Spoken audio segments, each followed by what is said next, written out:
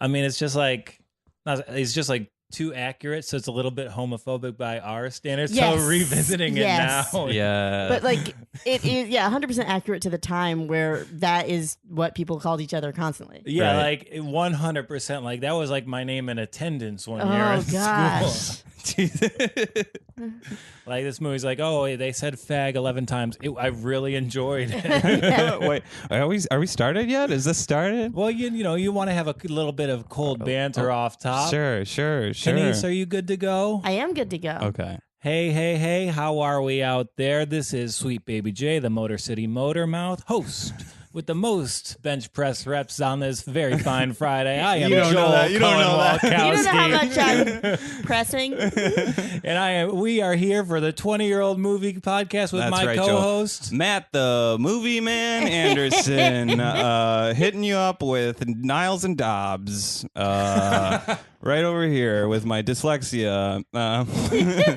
And we are joined by our guest, the wonderful Kenice Mobley. Hi. Welcome. Thank you. Welcome to the I'm show. so excited. This is one of my favorites. Yeah, you know, a lot of times we don't let people pick, but like this was our most sought after movie. Like a couple people were saving this. Or like, yeah. like I beat you all. Yeah. Yes. Beat him to the punch. Yeah, no other movie has been requested twice. This movie got requested 4 times. Damn. The schedule was working out to be like, you know what? I can't hardly wait to do this podcast.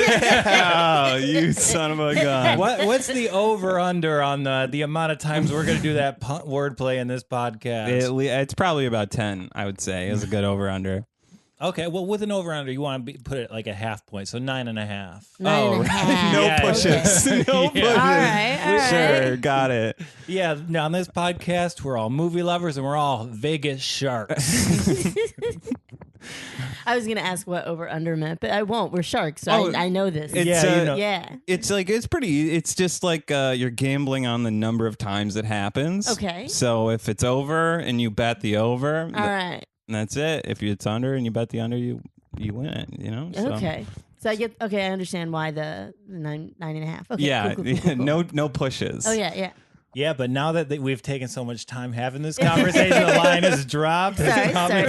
No, it's good. We Yeah. might have some listeners Yeah, out there betting our the under. unders are ecstatic right now. Yeah, I mean, if anyone out there, like I know a lot of you are reaching out to us on Twitter these days. If you want, I will make prop bets for the episode, and you can listen to a friend. Yes. Matt, will you pick that Xanax up off the ground so the Oh, dog no. doesn't eat it? Oh no. We don't want our tillicum to become a chillicum. Jeez. Billy. You guys ever? Sometimes I improvise like a theme song. Okay. On this. Is this On one of this those podcast. episodes? Well, I've had the. You ever have like? It's a loose format. I've had We've 2 got. sentences of a parody song caught in my head all week. Hit it, Joel. I love flicks. I'm a movie lover. My favorite actors, Crispin Glover. Watching movies with my friends. This podcast never ends.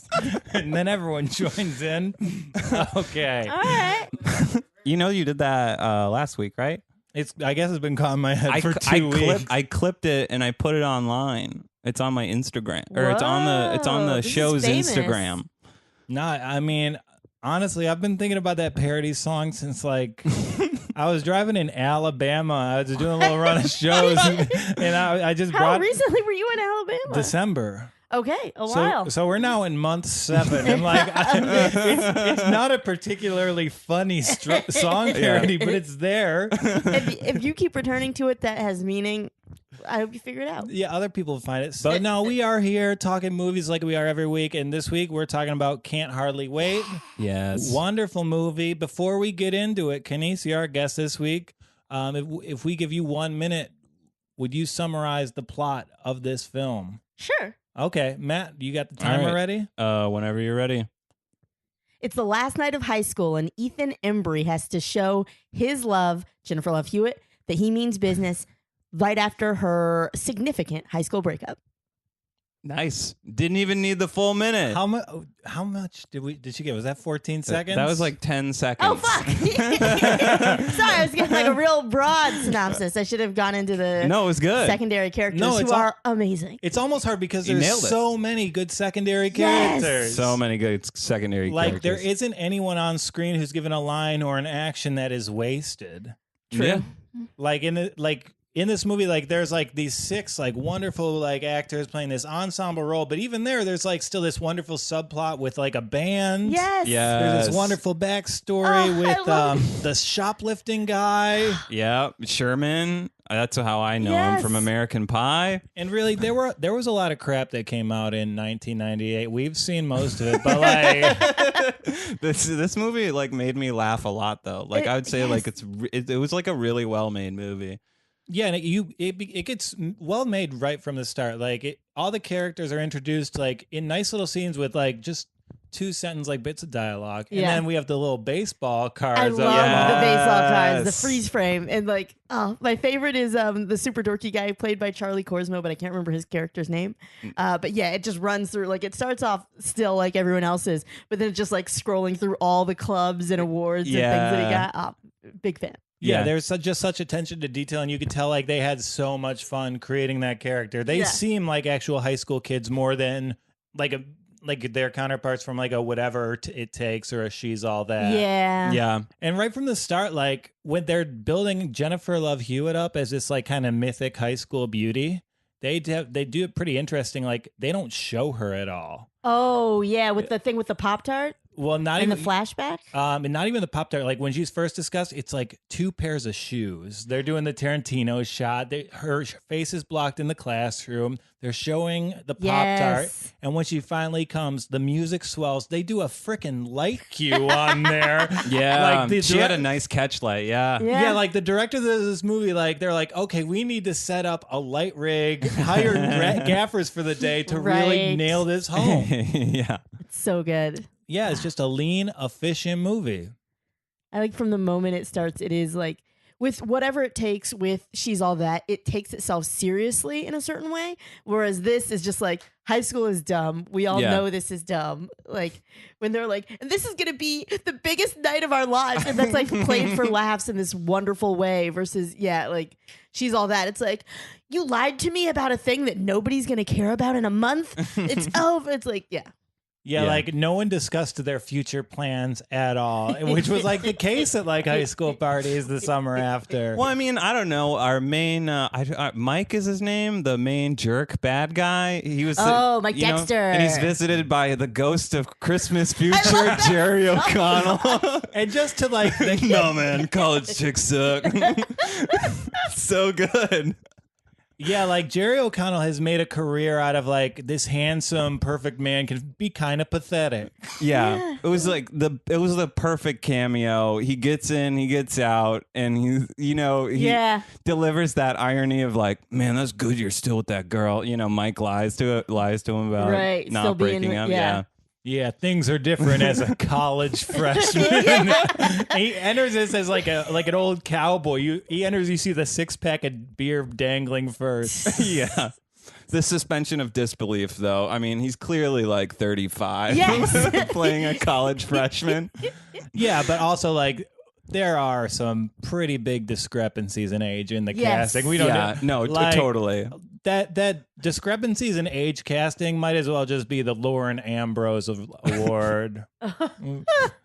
I do like, yeah, they do play all the same age in this, but like a year later when 6 Feet Under starts, like one's a father of 2, one's like the teenage kid's sister. Like there's no consistency there. Yeah, there's a lot of like 6 Feet Under alum on this. Oh, I love it. I'm When a- I watched 6 Feet Under, I was like, oh my God. Yeah.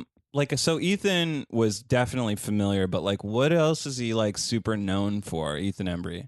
I think he's known for giving a lot of interviews saying, I was so stoned the entire time I was Really? making it. Yeah, he was supposedly No smoking. way. He says he has no memories of making this movie. Are you serious? Isn't this his biggest movie?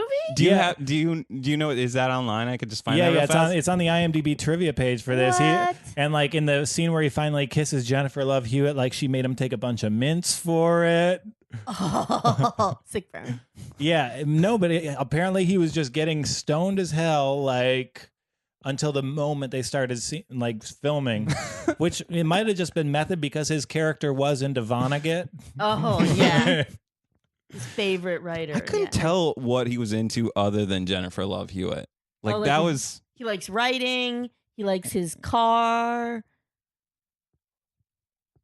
And that's it. Yeah. Well, you know what? I think they did nail that. Like, is this okay? No, yeah. Like he would be the coolest kid in a high school because he's the most adaptable to any world. Like he's the creative guy who maybe plays a little bit of soccer and track and field, but still gets good grades. Yeah. Like there was definitely a comparison to that kid at my high school, and everyone fucked with him. He was the man. Really? Yeah. What was his name?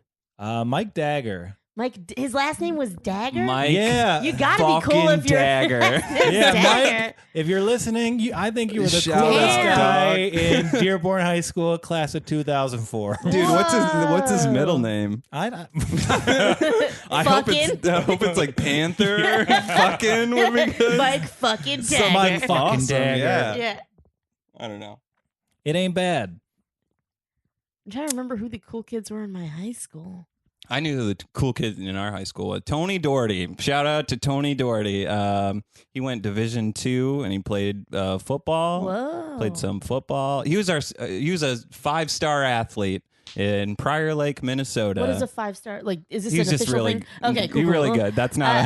I was like, maybe it's like when you play a thing in the winter, in the fall, and the spring, but he plays like 5 sports. I wasn't sure what that meant. Okay. He played a lot of different sports and he was good at them. He was good at everything he did, but I think 5-star athlete is like in relation to like your scouting grade. Ah. So you could be a 5-star prospect and go to like LSU and for football or something. I don't know if that's like a thing. I just thought it was like a 5-star general. Like I just thought he was General Patton's equal. Yeah. Yeah.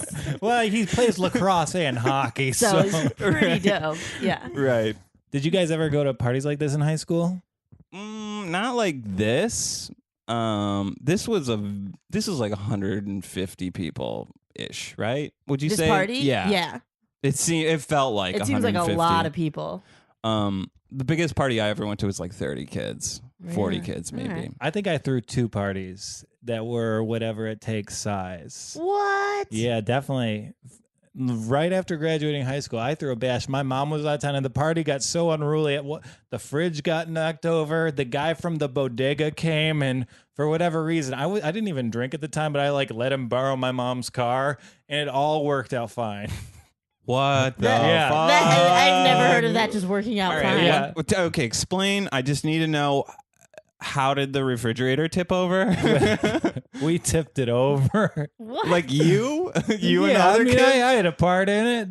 Yeah. I had a little hand in. Were you able to like get it all cleaned up prior to your parents? Yeah, that getting one back? I didn't get caught for. I got Okay. off scot-free because we had like an exchange student, and he was like so cool about it. Took Like, the blame. Damn. Like, yeah, what yeah. happened? No, he just helped clean up. Like we had 2 exchange students at a time, and they helped throw the party, and they helped clean it up, and it worked out so pretty well. awesome. Jeez. The other time, I had these friends. My mom was going out of town long distance, Mhm. and these couple. Sorry, my cold brew was a little too strong. Okay. This couple, they like dated long distance, and they would surprise each other. So this girl, Ben, was coming into town to surprise her boyfriend, Summer, who would be at the part. Ben, one of them. Who would Wait, be was at like, the that's party. cool. Ben is the woman and Summer's the man. I'm telling you, put that one on the cold. Okay, I got I you. warned you got this you. stuff was You dangerous. mixed it up. Yeah, I got you. But like Yeah. drinking coffee, that's good when you're listening to someone. So I'm a little too caffeinated at this point in time.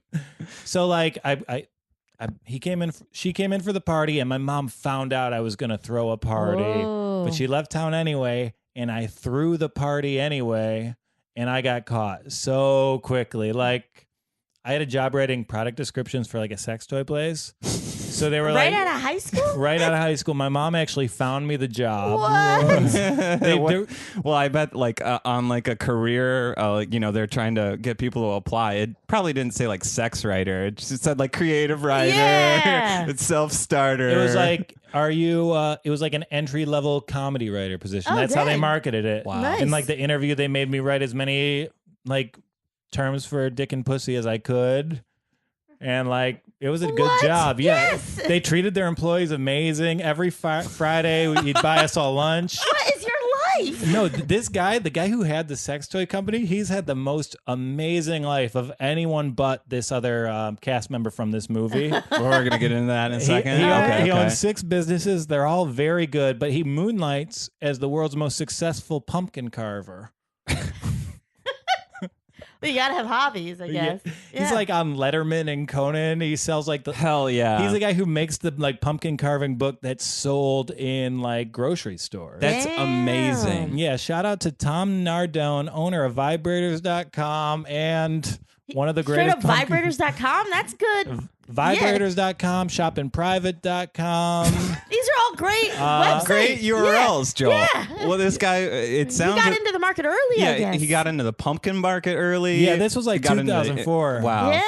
I think they charge like a crazy amount per pumpkin. It's like $1,000 per pumpkin. pumpkin? It's like something insane because it's like they look at like each pumpkin is like it takes this much time to carve Yeah. it, but like this guy has to be making bank carving pumpkins On TV? selling books, selling dick toys and ticklers. Yeah, we sold a vibrator that was made out of gold. Is that even fun? Yeah. There's no way it's What is that for? Yeah. Is it like a tasting spoon or something? It's like special for It's so big. You have to just concentrate on holding. like If the you- pH or something. Yes, it cost me $2,000 to masturbate. Yeah. The one thing innately free in this world, I put a price tag on. Sorry, I went down some tangents. Yeah. But I just want the listeners to know I threw some good parties in high school. Oh, man. 2004, 2005, if you were in southeastern Michigan, we were having a good time So- together. What happened when you got caught? Did it just get shut down? No. What happened was my mom kicked me out and I had to move in with my girlfriend for the summer before I transferred colleges. And she was Muslim, so I had to convert to Islam in order to stay at her house. This fucking guy What? I and his swear to goddamn God. insane I swear. Yeah, life story. what? Yeah, so that's how that story ends. I was like, I was sitting over here. I was like, I did not yikes. expect it ended in you converted to Islam. Yeah. Yeah, That's a surprise. I joined the Hussein family of East Dearborn, and that's how the story ends.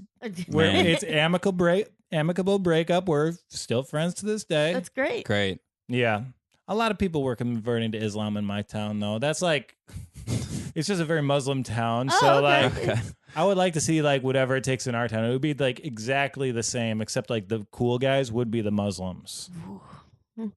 What's whatever it takes? I'm confused. Sorry. Can't Can't hardly wait. Okay. Yeah.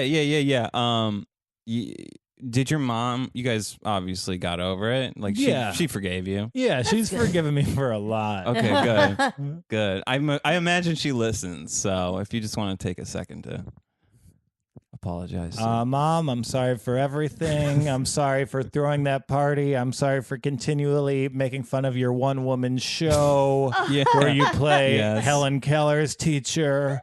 It was appropriate for you to go to Boston in character and put flowers on that woman's brother's grave. Oh boy. Yeah. Okay, so back to Can't Hardly Wait. Yeah. Here we are. What I a never party. had parties like this. I Never? never went to parties like this.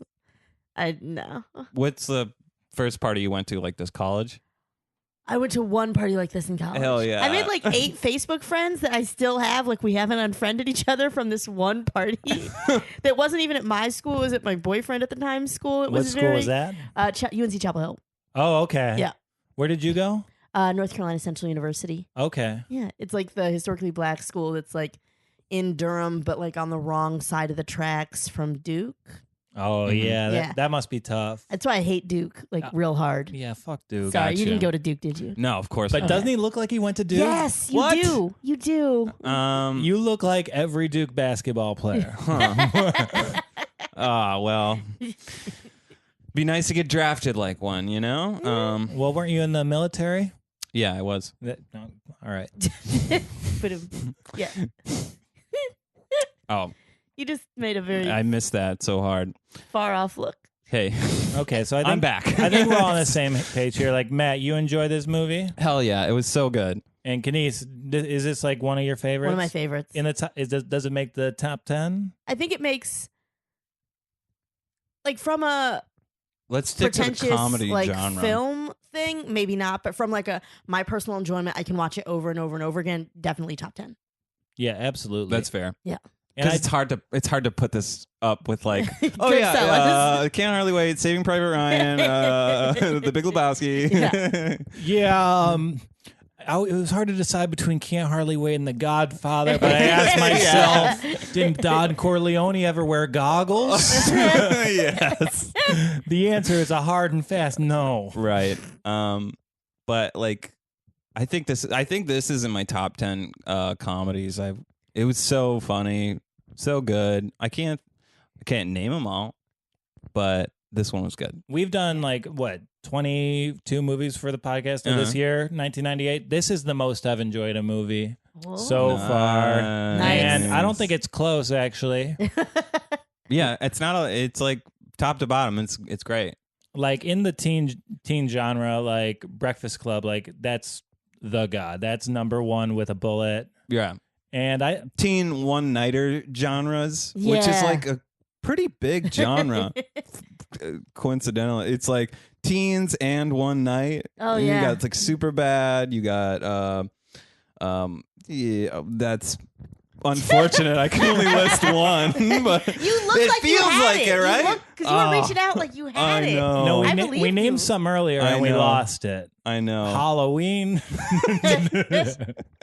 Yeah. Only one teen parties that night.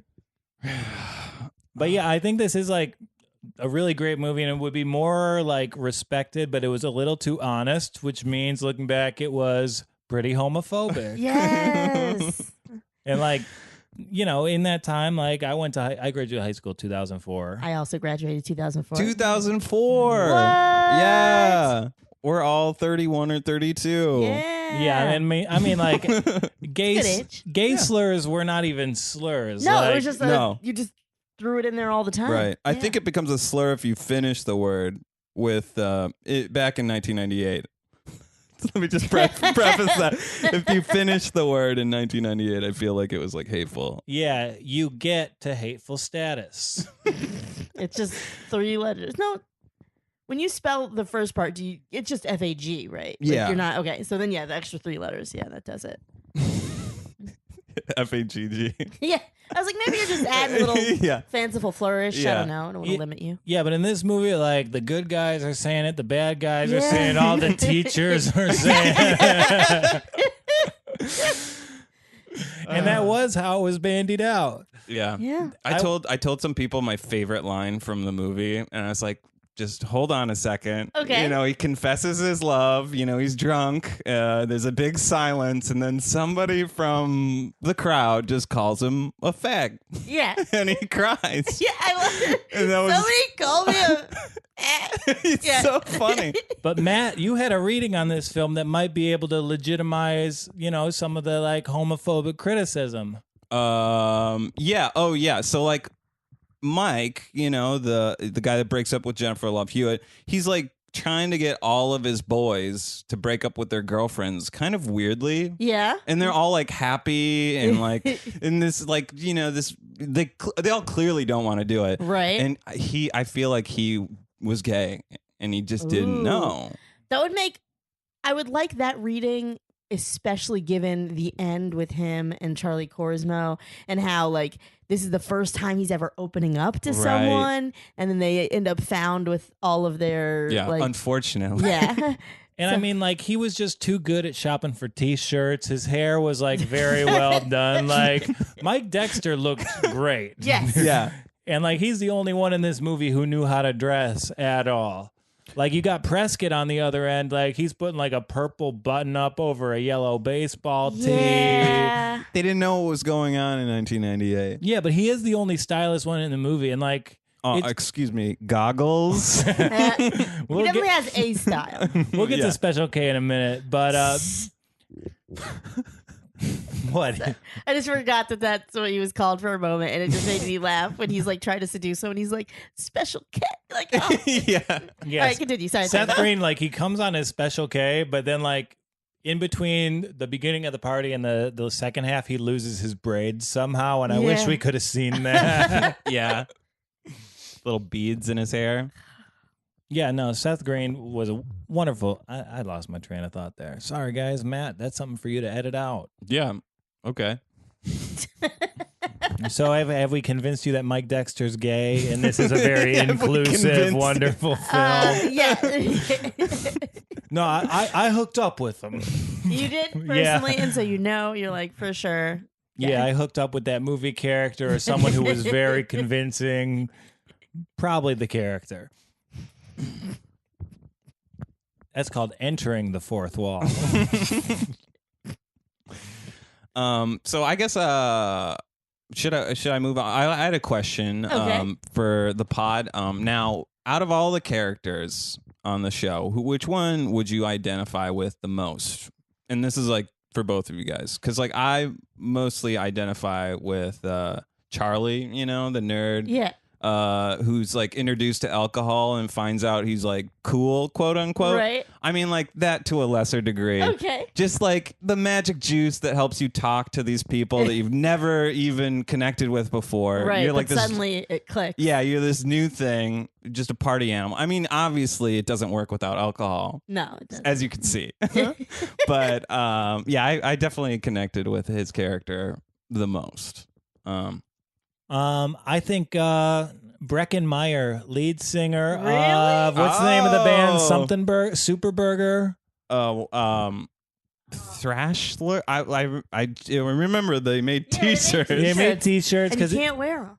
I mean he's got Great friends. bit. He's Great got bit. he's got I like love some it. creative he cares about, but you know what? He's a little micromanaging and he's trying to control how the night goes. Does. Yes. So like that's who I was in high school. I want to think. buy that shirt. Like if that shirt exists, I want to buy that. Oh, for sure It's it on works. there for sure. Okay, It's cool. got to be I'm on gonna that get too. that. Like this movie has its fans. It should. I was 100% a Denise Fleming in high school. Oh yeah. Yeah. Well, people were like, "Do you go here? Yeah. Are you at this school?" And I'm like, I mean, I guess Denise with elements of Charlie, because I was like in a lot of clubs, but Mhm. like not the cool clubs. Right. Yeah. Right. Did you have the haterade in your blood? Oh, deeply. Oh hell yeah. Hate her. Good. Good. Yes. I She- wore some of her clothes. Like I had some of those. Yeah. Nice.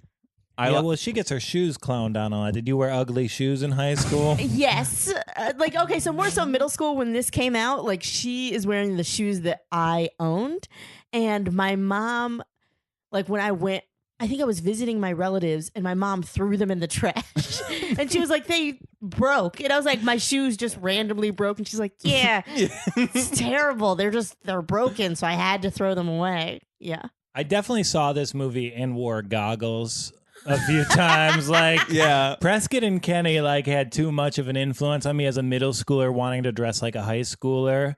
Like I would wear like tiger stripe button up shirts and I bleached my hair.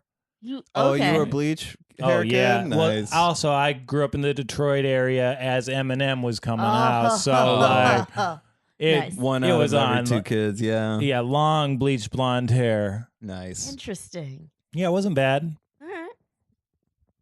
So that's who we relate to. Yeah. Mhm. So would we have hung out? Yeah, we would have. Yeah, you and I would have. Yeah. We would have been in some of the same clubs. Right. Yeah. Yeah. And I would have made you guys watch my movies I made in video class, like Breckenmeyer. Hell yeah. And I would have stopped it to make sure the audio was right. Right. Taking up half the class, or maybe the situation where we're sorry. The dog distracted. Oh, she's so cute. Indeed. And like with looking back at movies from 1998, like the one thing we always do is like, oh, whose career went the best? Whose career went the worst? But I think this is like kind of an interesting movie because the person whose career went the best never acted again after this movie.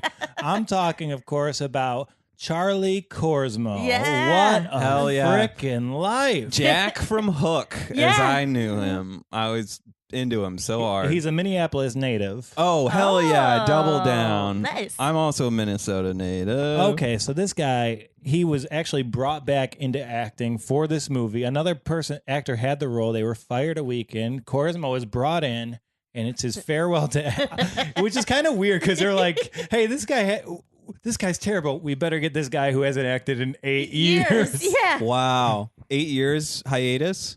Yeah. Nice. Between this, he had like maybe one other small. Like, what about Bob or something? Yeah. How Well- old is he in this? Like 31, 32 maybe? Like because he was like fairly young. He was like a child actor before Yeah, that. no, he was probably the closest to his age. He was 20 when this came out. Okay. Wow. But like as this movie was being filmed, he was going to MIT. He graduated 2 years later with a degree in physics and went to work on the U.S. Missile Defense Team. He went on to be a special assistant with the Environmental Protection Agency.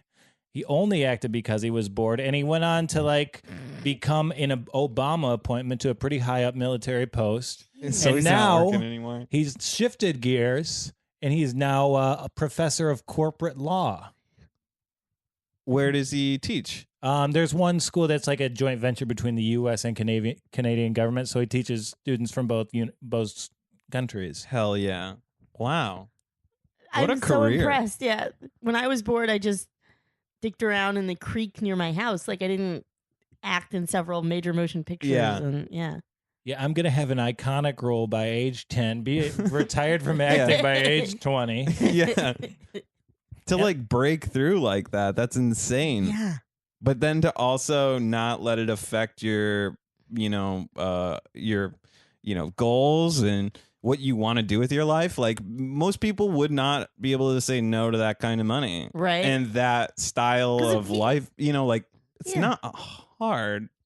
He definitely had offers after this, but to just be like, nah, I'm good. Yeah. I'm good. And it's safe to assume that Ethan Embry, he was smoking mad weed on set. Yeah. Smoking Char- that weed, yeah. Charlie was studying physics, so I imagine like walking to set, they had the best interactions. Yeah. Like Ethan Embry's mind had to be blown almost every day. What has Ethan Embry done? Like, He has some series on Amazon, Sneaky Pete, where it's kind of his he's- comeback. Oh. Yeah, I think he's the Pete. Oh. Sneaky Pete? I thought it was like an Giovanni attempt. Ribisi. Yeah. I haven't seen the show. I know fair Ethan enough. Embry's just like the bad guy in Harold and Kumar Go to White Castle, or like one of the bad guys. Really? Yeah, like at the beginning when like all Harold wants to do is like go home and smoke weed with Kumar. Ethan Embry comes over and is like, "Hey, buddy, I need you to do this stack of work. It's like super important." And he's like, "Why can't you do it?" And he's like, "Oh, I gotta entertain clients. So here's a bunch of work. Have fun with your weekend." Yeah, and that's like his whole role. That's it. God. So Ethan Embry and they don't like interact that much in this movie, right? Like they don't have many scenes together, do they?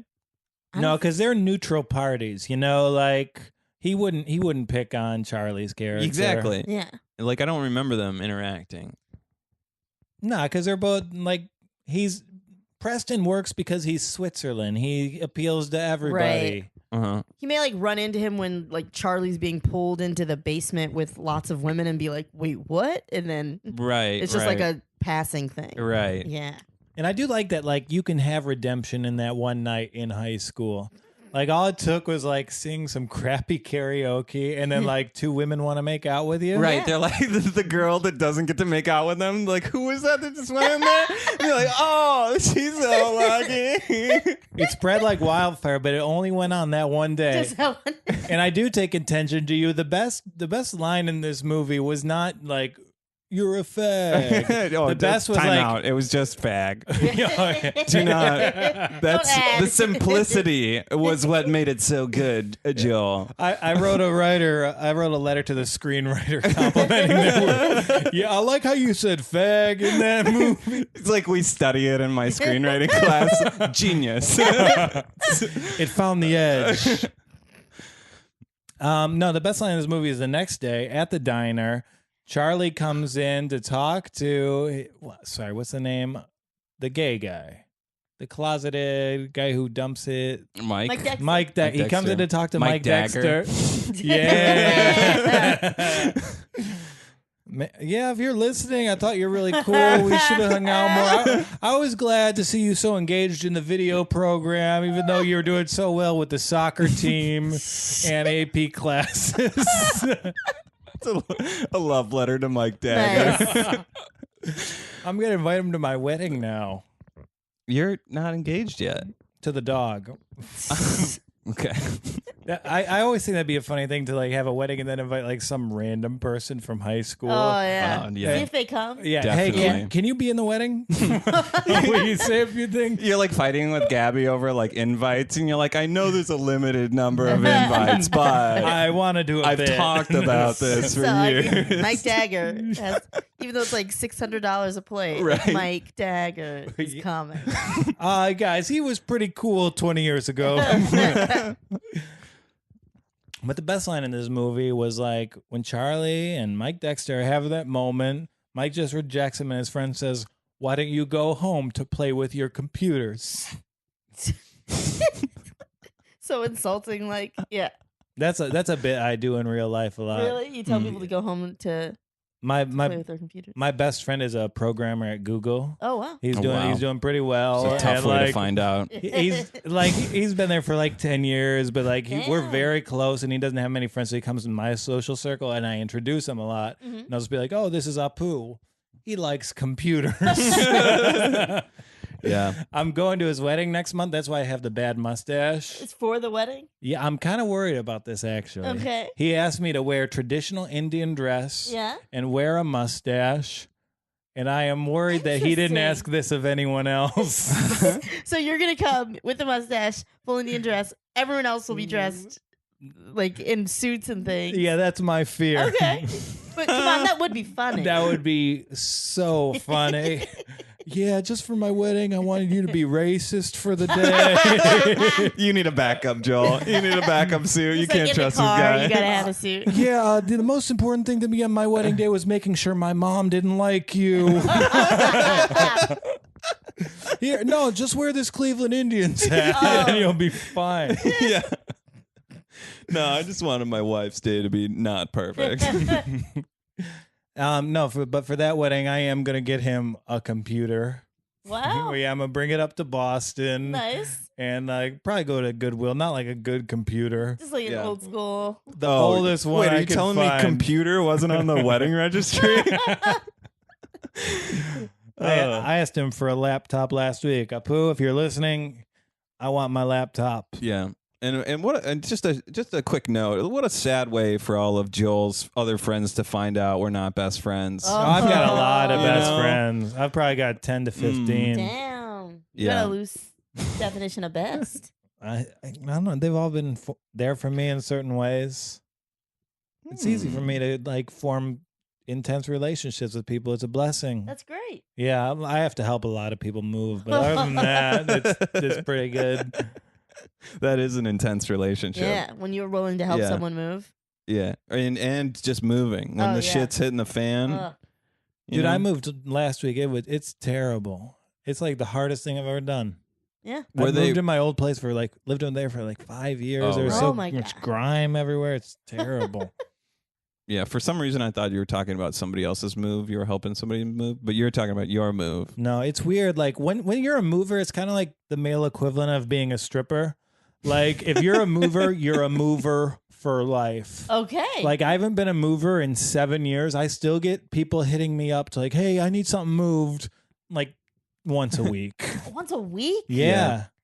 Yeah, I think it's the people that have the jobs though, right? They've worked with you once and they're like, I need another guy. No, it's just people in like passing. Like I would do Wow. like when I first started comedy, I'd go from like moves to open mics and like that People just still sticks- are like, move guy. Yeah, mover.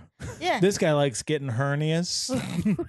I mean, it'd be one thing. There are some movers who like, oh, like they look like general, whatever. But like, I would like if you said that you couldn't lift something, I would be surprised. Like, Thank you. You have like I can move things. Yeah, but I'm very quietly crippled. Oh yeah, the thing. My old poor knee. That'd be so funny if you judged that a bookcase would be easy to move, and then the mover gets up there, and they're just like, "Oh fuck, it's like 300 pounds," or like so. It's just like insanely hard for no reason. Come on, I know how. Yeah, come on. I did a job this week, and I worked for someone who was on Adderall, which was like the worst experience I've ever had. Did they micromanage the shit out of you? No, but at the end of the day, they saw we worked like 14 hours. It was a good day. We're staging an apartment up in Harlem. Yeah. At the end of the day, he's like, I saw this piece I want to put in the apartment. And it was just part of a piano someone had laying around, and it's hour 14, and we're going to flippantly move something that weighs 350 pounds. The other side of the coin is the one wonderful thing about being a mover in New York City. Mm-hmm. You learn the city, you learn all the good lunch spots, and you learn that there's like another level of mover that are the old guys who got too banged up and couldn't do anything else with their life. Yeah. Like there was someone today has made a call for a mover, and they heard that John Shaft would be handling their move. You know, that's Shaft's name from the movie. Right. And John Shaft shows up, and he's a 400-pound man with a cleft lip, and he's assisted by a Norwegian comedian. And only one of them does all the lifting. No, I think they just do it. Just buckle down, fucking get through it. Yeah. Yeah, John Shaft and our pal Daniel Simonson. Daniel Simonson is moving things? Everyone's moving. Everyone's moving. What? The Micro Scene, I know Andy Micro Hayes. Scenes. The depressing thing about comedy is you hear about who's still moving, and you're like, oh fuck. I think Patrick Schroeder. Yeah, Casey James Salengo's doing some moves now. Yeah, I mean, movers and shakers, baby. Yeah. Have you ever been a mover? I have not. I am weak.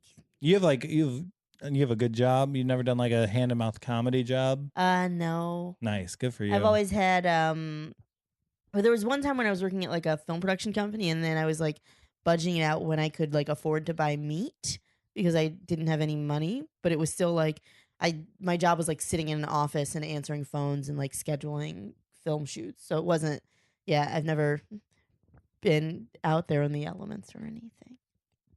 It's okay, Matt. Cool. What's the worst job you've had? My first job, I worked at an amusement park in the foods industry. I was a soft serve cone engineer. Cone engineer. Yeah. Did you have a cool hat? That's what it says on my resume. No. Okay. Yes.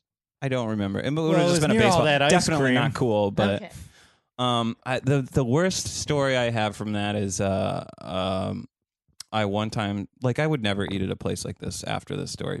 Like a theme park? Because I spilled something in the machine, and I just didn't tell anybody. What did you spill in? It was just if the soft serve batter or whatever, what would you say that is? The sauce? Soft serve the corn dog batter? Yeah, okay, so it's just a bag, you pour it into the machine. And it kind of like freezes. And it freezes it in the machine or whatever. So I'm cleaning the top of the machine, and just some cleaning water falls in. Not a lot. Not enough for me to lose my job. And I kind of just did this and put it down, and I think that kind of shaped me to never work in the foods industry again. I was just like, I'm not cut out for this. Yeah. I didn't own up to that. Yeah, serving Windex, that's a good indicator you don't belong in that industry. True. Yeah, made a lot of sick people that year. Damn. I worked during high school, I worked at two places. I worked at Jack in the Box. Mm-hmm. Ooh, and good I tacos. lived off Jack in the Box fries, the curly fries, which are still pretty tasty to me. I can eat nothing else from there but just the curly fries. The tacos I love. The tacos are good? Tacos are great. They're great in the way that bowling alley mini tacos are bad. Okay. It's congealed grease with just a little sliver of meat. Perfect. Yeah, I do feel a little gross now about doing their sauces, like the ranch sauce. Yeah. It's just like a goop, especially if it gets colder. That's a mosquito. Hit it. Got it. Got it. Dead. Mr. Miyagi in the house. Oh, Kenice yeah. just caught a mosquito out of With midair chopsticks. with her offhand, I might add. Oh yeah, it is my left hand. Yeah, left-handed. She ended a creature's life. I mean, Non-dominant hand. in my home, I try and be a little bit closer to St. Francis of Assisi in my practices, but I'll commend the athletic effort. Thank you. You, Sorry. No, it's good. as I hate mosquitoes deeply. I want them all to die. yeah, me too. I'm getting some Yeah. bats. I know. No, It's so hard to comprehend. It's just like, go on. I mean, they're like the way that a lot of people get rabies, but outside of that, yeah. Yeah. No, but like if you go to my backyard, there's a lot of old wood, so it's a great place for mosquitoes. And I want to put up a bat house to cultivate an environment for them because they will thin the herd of mosquitoes considerably. Kill them all. As a woman, just to get back on track to Can't Hardly Wait a little bit. How do you feel about Jennifer Love Hewitt? She's not real. I mean, she has no interests. She's a vanilla. She is no, like, the spiciest thing she does is like, no, I don't want to date you. Like, that's the most, but I wouldn't say that's a character. Mm-hmm. She's like a nice little object that people are chasing after, like a suitcase in a movie, you know? Yeah. But in the same way that you asked, like, who do you most like identify with? I would be shocked if anyone said Jennifer Love Hewitt. If they Right. do, they're a psychopath. Yeah. I have no interest and people just want me. Like, that's kind of fucked up. Yeah. I spent $600,000 on plastic surgery to look like a Barbie. Yeah. Yeah, she just looks a lot like a Disney princess, anthropomorphized. But it does seem like women just like they can sniff out the bullshit with her, you know? Like I feel like comedians, like we kind of saw Donald Trump coming a little bit further. We kind of understand that he's a snake oil salesman a little bit more. Right. And on that same token, I feel like every woman kind of sniffs out that Jennifer Love Hewitt is just like a hack. She's there not because of her interesting. look. Yeah.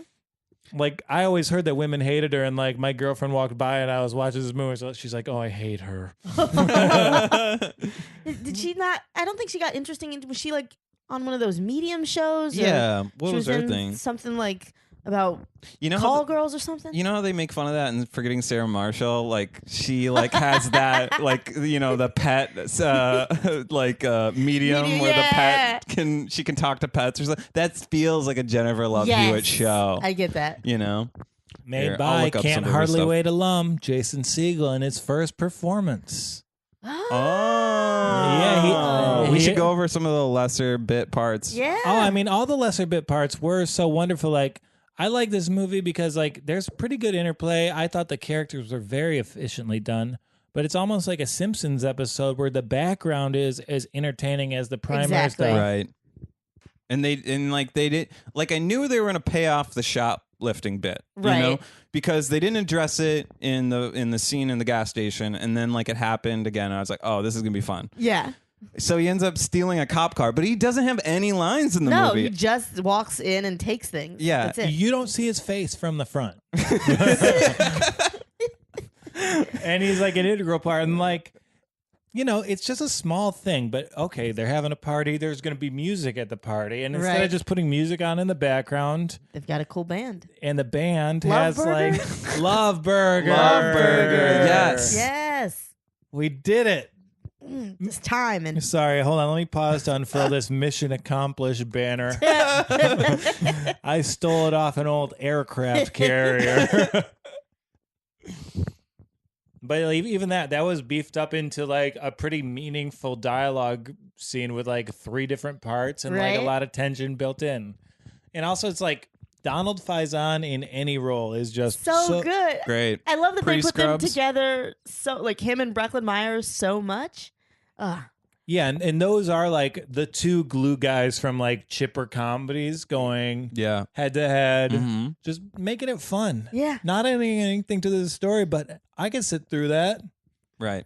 And the whole like their characters like arguing in a band. It's like we've all experienced that, like not necessarily like firsthand. I don't think we haven't all been in a band, right? No, I haven't. But like we've known those high school bands that Right. have gotten together and broken up. Oh yeah. So for them to do that in the night, it's like, oh, let's just like hyperize Yeah. this. And it was like so funny, and I enjoyed it. Yeah, I remember back in Dearborn High, My Epsilon always broke up and got back together. My Epsilon? Yeah. What It was is just a little high school band. Oh. It wasn't my band, but the band was called My Epsilon. I see. Oh. First of all, what's an epsilon? It's a Greek symbol, right? Yeah. Okay. Yeah, I think it's actually part of the frat that Jerry O'Connell's a part of. Ooh. Oh, okay. Okay. So it's like epsilon kappa or Yeah. something. Okay. Very cool. Man. And I feel like of all the characters that I knew, Special K is the one I knew the most of. You know a lot of Special Ks. I mean, like half the comics in New York were Special K in high Yeah. school. Nice. Can we say the W word, Kenice? Oh, a wigger? I Yeah. don't like that word. But it was very popular in 1998. Yeah. Yeah. Do you think that word appears in this script? Oh, I think it has to. Absolutely. Like characters, Like, Kenny, comma. Wigger, yeah. Oh, man. Otherwise, the character description in goggles and jinko Yeah, and pants. people are like, what? What does this Who mean? is Yeah. this? Speaking of like 3 characters down, I also like so the guy who like he wears shirts sometimes, I like him. And then Melissa Hart, who like they wanted to make famous, but like every movie she was in didn't work. But in this, she's great. Yeah, she's very comfortable Yeah. in a supporting role. Yes. And with Sean Michael, he's got 3 names in the first one, Sean. Black guy, like they kind of come together at the end because he's like memories, man. That's like it's what really matters at the end, and like for him to go from this to like Cruel Intentions, like the big parts in this are amazing. Absolutely. And I like, Melissa Joan Hart with the crazy turned up a little bit because she had to be like such a whitewashed like kid star her whole life. Her just Yeah. with a little bit of neuroses worked so well. And I would love to be the person to throw a yearbook into the pool. That just seems fun. And I could tell they had a lot of fun on this movie because when they trashed the house in the movie, Yeah, they let the actors trash the house. really? Yeah, like they went through throwing out the drawers. They did an actual house and they dressed it like a Yeah. home. So they went pulling out drawers, spray painting graffiti. what a weird life. This fucking guy gets to live, smokes mad weed every day, and fucking Ruin a destroys house. the set. Yeah, okay. What did the director ever go on to work again? I hope not. I mean, this movie's great, but like, that's so funny. Who was the director? Here, I'll find it real fast. I should know. I should have had that information indexable. No, there is that but- bias because again, it's not a prestige film, so I didn't even look at like who Oh, wrote yeah. it or directed it. Deborah Kaplan. Oh, Never heard of her. That's fine. She never works again. Yeah, I mean, I don't know. You want her? You wanted her filmography? Yeah, I asked you. You looked it up and you told me her name. Oh, yeah. It's how Apple is. They just Oh. gave me the little rundown. Let me go to the correct site. So IMDb for the director has 2 directors, and I Okay. don't know what that's about. I'm going to try to do a little quick on the fly research, but thank you. Deborah Kaplan, she's also known for I'll look up the other director. We'll see who did better. Leap Year, Maid of Honor, Mary Jane is her most recent work. Like being Mary Jane or just Mary Jane? It's just Mary plus Jane. Oh, I don't know that. Mary plus Jane. Leap And the Year- plus is green, so it's about weed. Whoa! I ride for Leap Year, 100%. Really? Yeah, of course. I hate that movie What a good, so much. what a good conceit for a movie. So you could never ask a man to marry you unless you believe in this obscure Irish tradition that you have to do in this random ass part of Ireland. Yeah, I mean, Instead of just saying like, "Hey, this is what I want." Like Nobody? Okay, cool. Just me? Sweet. Cool. I guess you're cool, just cool, a better cool, cool. feminist than us. I'm just a proud Irish American. Did you not see the pot of potatoes boiling when you walked in? I think I missed it. the pot of Look potatoes. outside. You see I got patio furniture. They- No, that's the best street joke of all time. Oh, it looks like they probably worked together. They worked on together. They were. everything. Oh, shit. Are they together? They probably married Harry Elephant. I believe it's Harry Elefante. Man, these guys were hit makers. They did this. They had roles in Josie and the Pussycats. I love Josie Yeah, and the Yeah, same Pussycats. so same good. screenwriters. Yeah, okay. That makes a lot of sense. It does. And Brecklenmeyer with Donald With Don- Faison yeah. again. Yeah. Yeah, that's like what's in their back pocket. Yeah, I feel like they're like a Kids Bop version of Apatow. Okay. Kids Bop. They really use music in their movies to like really make it fun. Yeah. You know, like there's like a handful of Josie and the Pussycats songs that were made for the movie. They're just like they're fun. You know what I mean? Yeah. You hear it and it gets you going. Who made? I feel like somebody not famous, but someone sort of famous did those songs. Like not just like, oh, we hired studio musicians to like think of something, but like I think somebody came, like they had brought in somebody and they're like, write 4 songs for this movie or something. That would have been cool if Rachel A. Cook wrote and sang everything. And then somehow she went nowhere in her career. Right. She was one of my favorite crushes growing Really? up. Yeah, I had the biggest crush on Rachel A. Cook. What? Yeah. That implies that you ranked your crushes.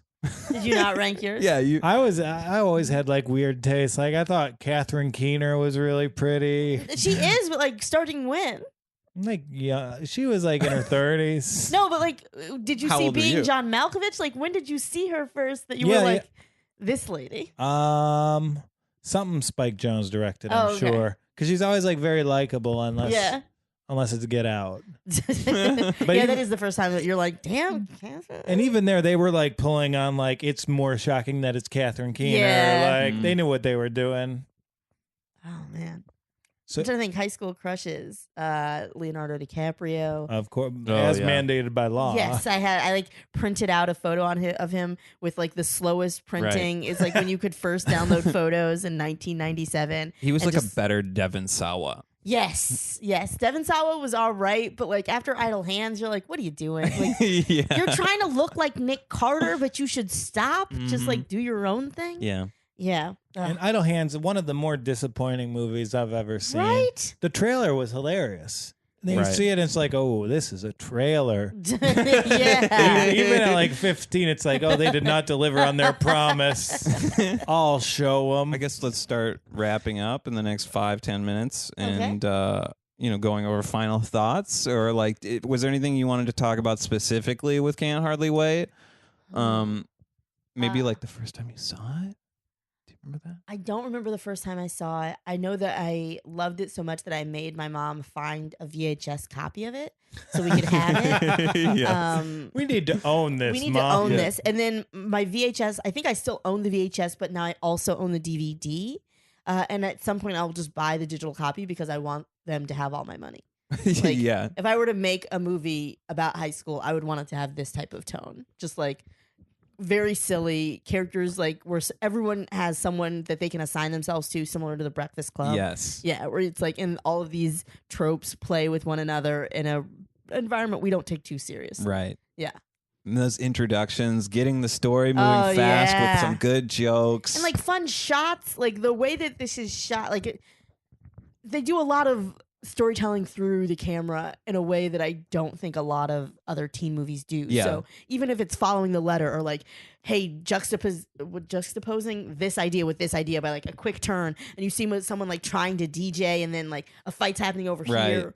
And even though like I couldn't draw this layout, but it does all feel like it's in the same place in a certain way. Right. Yeah, I really dig it. Yeah, those transitions where it's like Yeah. you go from like it's like you watch like a beer bottle smash and like you like pan over to the Yes. next thing that was happening at the same time. And it's Right. like, it feels kind of like a high school party where you're just overwhelmed looking around. Yeah, and Right? there aren't many comedies with like extended set pieces like there are. The scenes, the longer sequences, they truly move and breathe. And there's a caliber of filmmaking in this movie that you normally don't see in comedies at all. No. Right. Like Judd Apatow's considered a wonderful comedic director because he lets people talk for a long time. But there's just a level of craft to the production of this that's honestly kind of staggering to watch. If you've ever enjoyed a teen comedy, watch this one. 100%. It's great. It would be interesting if they remade this today. Instead of being homophobic, maybe all the characters would be transphobic. Perfect for the time. Someone would tell Mike Dexter, hey, you identify as a woman. He would be devastated. That's what they shout. It's a very long shout. At least You some of the punch. identify as a woman. Yeah. Oh, that's great.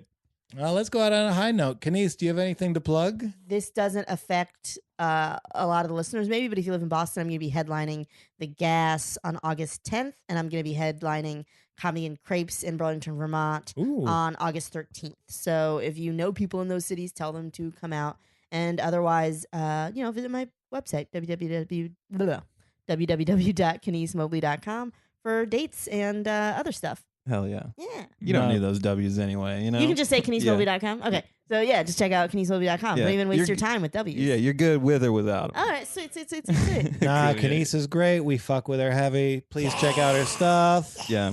You were great. Thank you so much. Anyone who so likes this, anyone who likes movies, next Friday, I will be doing a character assassination roast at the Creek and Cave of Martin Scorsese. Oh, that's going to be great. A bunch of different characters from Scorsese movies will be doing the roast. I will be playing Rupert Pupkin from The King of Comedy. I've got a beautiful blue suit that I cannot wait to wear. Nice. Maddie. Let's just talk about the podcast. 20-year-old movie for everything. Twitter, Instagram. If you want to write us an email, go ahead and email us at 20yearoldmovie@gmail.com. Anyway, thanks for doing it again. Thank you for having me. This is great. I love this movie. Hell yeah. I'll probably watch it again this weekend just out of pure nostalgia. All right. Cool. Thanks for hanging out with us, guys. We'll be back with you next week. And sending it off. I love flicks. I'm a movie lover. My favorite actors, Crispin.